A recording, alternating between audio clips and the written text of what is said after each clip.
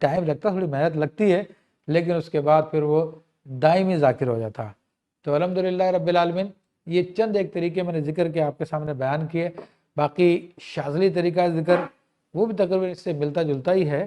اور اس کا میں نے اپنے پروگراموں میں ذکر بھی کیا ہے۔ اس میں ایک تو یہ کہ جو صبح شام کے اوراد و اذکار ہیں،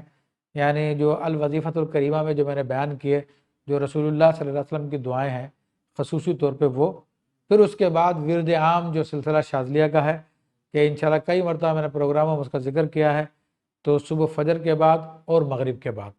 یہ دو ذکر آپ دو ٹائم میں ذکر کیجئے۔ ورد عام ہے اور ایک ورد خاص ہے،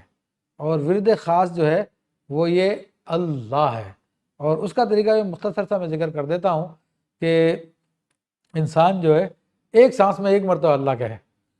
اللہ، لیکن تنہائی میں ہوتا ہے، اجازت لے کے ہوتا ہے، اور اس میں یہ کہ اپنی پیشانی کے سامنے،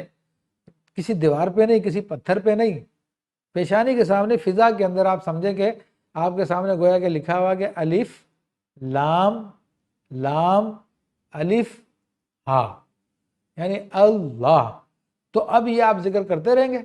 اور آپ کے سامنے یہ تصور جمع رہے گا، گویا کہ آپ کے سامنے یہ اللہ کا جو اسم مبارک ہے وہ الگ الگ کلمات کی صورت میں لکھا ہوا ہے۔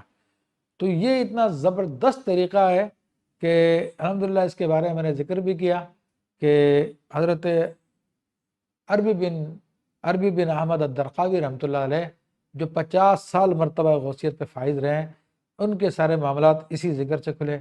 ان کے شیخ سیدی علی الجمل رحمۃ اللہ تعالیٰ علیہ، جو 30 سال مرتبہ غوثیت پہ فائز رہے، ان کے بھی سارے معاملات اسی ذکر سے کھلے۔ بلکہ سلسلہ شاذلیہ میں عموماً یہی اذکار کروائے جاتے ہیں جن کے ذریعے یہ سارے کے سارے معاملات کھل جاتے ہیں۔ تو یہ میں نے کافی آپ کے سامنے تفصیلی ذکر کی، اس فضیلت کے حوالے سے گفتگو کی ہے، اور اس کے علاوہ اس کے طریقے بھی میں نے آپ کے سامنے ذکر کیے ہیں۔